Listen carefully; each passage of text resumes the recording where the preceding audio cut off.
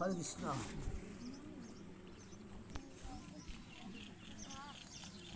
আলোচনা তো ভালো ভালো কথা ঈশ্বর না ভগবান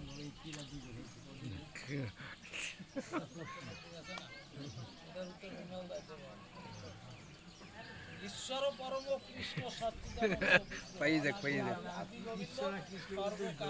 কারণ ঈশ্বর আর ভগবানের মধ্যে অনেক পার্থক্য আছে, এই বিজ্ঞানী বললাম। ঠিক আছে, জয় গুরু। কোনো গণিতে আর গেলাম না, মানে মুখবন্ধে গেলাম না, সময় কম তো সংক্ষেপে দুই একটা কথা বলবো। আমরা সংসারে আছি, তাই না? সংসারে থাকতে হবে, সংসার ছেড়ে যাওয়ার উপায় আমাদের নেই। থাকবো কিভাবে, এই যে একটু বলি। নদীতে নৌকা চলে না? আচ্ছা, নৌকায় যদি একটা ছিদ্র থাকে তাহলে কি ডোবে না? তরি ডোবে তো। তাহলে আমরা সংসারে থাকবো, কিন্তু সংসার যেন আমার মধ্যে না ঢোকে, এইটা একটু আমরা খেয়াল রাখবো।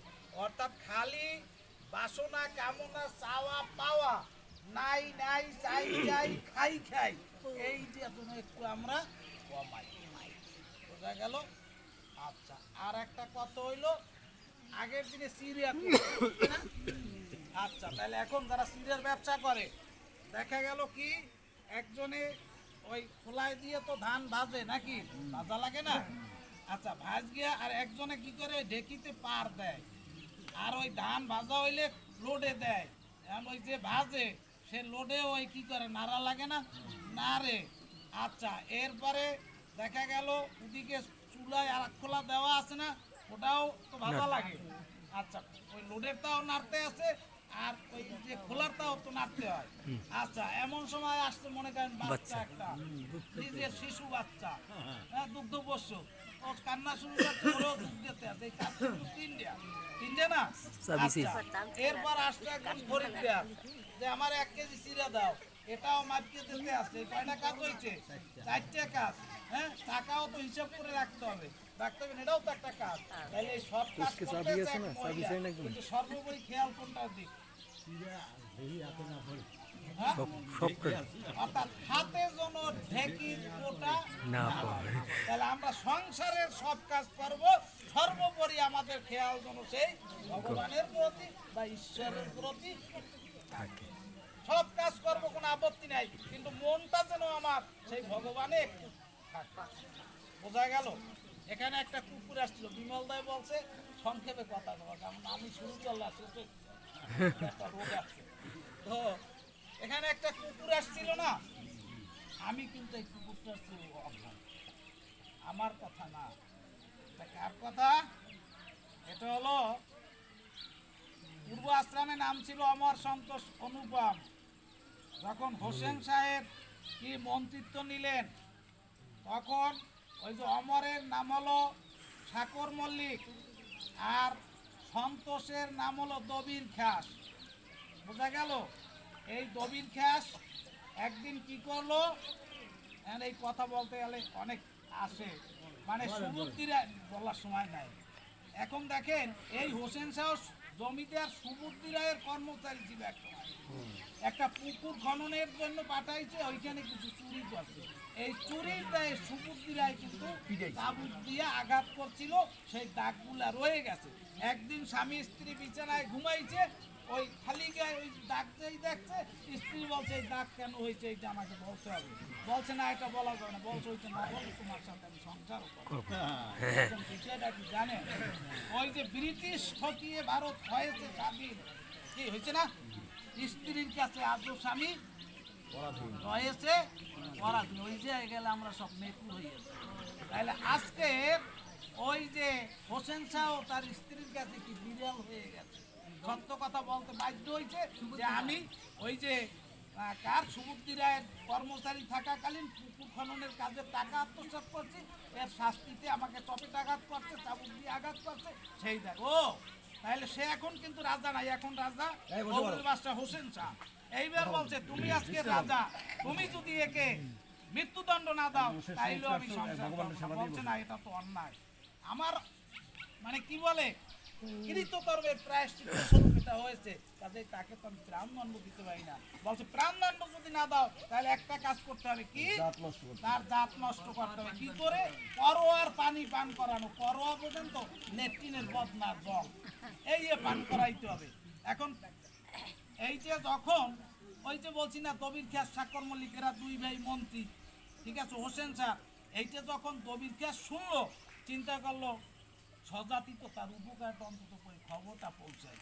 আষাঢ় মাসের বর্ষা সেনা তো রজনী, ওই বাড়ির উপর দিয়ে বাগানের মধ্য দিয়ে পথ হেঁটে যাচ্ছে, জলে তো ওই একটু শব্দ হয় না, জলের মধ্যে পাড়াতে আরো যদি অন্ধকারে যায়।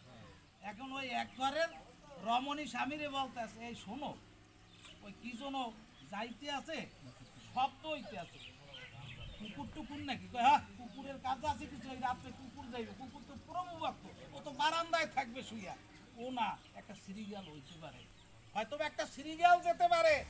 এই কথাটা যখন কবির গ্যাসের কানে গেল, তখন বলছে আমি কুকুরের চেয়েও নিকৃষ্ট জীব হয়ে গেলাম, তাহলে এমন মন্ত্রিত্বে আমার কাজ নেই, আমি আজই আমার মন্ত্রিত্ব দিয়ে বৃন্দাবনে আমি আমার সেই গৌর সুন্দরের উদ্দেশ্যে রওনা হব। এই জন্য বলছি আমি কিন্তু কুকুরের চেয়েও অধম। জয় গুরু, এখানে যে কুকুরটা এসেছিল, আপনারা দুই একজন বলেছিলেন কুকুরটাকে তাড়িয়ে দাও, আমি বলেছিলাম যে না, কুকুরটা এখানে প্রচুর, আমরা মনুষ্য জন্ম পেয়ে সেই প্রভুর গড় সুন্দরের কৃপা আমার মতো পামর হয়তো বা পাবো না, কিন্তু একটা কুকুর গড় সুন্দরের কৃপা পেয়েছিল। আমি একটু সংক্ষেপে বলছি। শিবানন্দ সেন, জমিদার শিবানন্দ সেন, তিনি যখন গৌরের সঙ্গে দেখা করার উদ্দেশ্যে রওনা হলেন, তার পালিত যে কুকুরটাও রওনা হলো। প্রতিমধ্যে যখন নদী পার হবে, এখন ওই ঘাটিয়াল বলে বা নৌকার যে মাঝি বলছে তোমাদের সবাইকে পার করে দেব, কিন্তু এই কুকুর আমার তরিতে উঠাতে পারবো না। বলছে ভাই তোমার যত ভাড়া তার চেয়ে আমি অনেক বেশি দেব, কিন্তু দয়া করে পার করে দাও। তো যাই হোক, কুকুরটাকে পার করে নিয়ে গেল। এখন গিয়ে রাত্রে একটা জায়গায় কি করলো, ওরা আতিথেয়তা গ্রহণ করলো, এবং আতিথেয়তা গ্রহণ করে শিবানন্দ সেন দায়িত্ব দিয়ে গেল তার দলে যারা ছিল যে কুকুরটার যেন সেবা তোমরা ঠিকমতো সময় করাও। কিন্তু দেখা গেল ওরা ওইটা ভুলে নিজেরা সেবা করেছে ঠিকই, কিন্তু কুকুরটার আর সেবা হয়নি। ওই কুকুরটা কি করলো, পরদিন রাতে ওরা গাছ উচ্চানের আগেই আমার সেই গৌরের কাছে চলে গেল। শিবানন্দ সেন যখন তার সবল বল নিয়ে ওই গৌরের কাছে গিয়ে উপনীত হলো, দেখলো এই কুকুরটা ওদের আগে এই প্রভুর কাছে গিয়ে চরণে শরণ নিয়েছে। প্রভু বলছে কুকুরটাকে বলো হা কৃষ্ণ, হা কৃষ্ণ। ওই কুকুরটা হা কৃষ্ণ বলতে বলতে ওখানেই প্রভুর চরণে দেহ রাখলো, এবং কুকুরটা কি হলো, সেই বৈকুণ্ঠ ধাম প্রাপ্ত হলো। এই জন্য বলছি আমরা কিন্তু একটা কুকুরের চেয়ে নিকৃষ্ট। তো যাই হোক, অনেক কথা বলেছি, আমাদের কথা থাকবে একটাই, আমরা যেন আমাদের প্রত্যেকের নিজ নিজ যে ঘর সংসার, এটাকে যেন একটু সঠিকভাবে পরিচালনা করার জন্য যত্নশীল হই।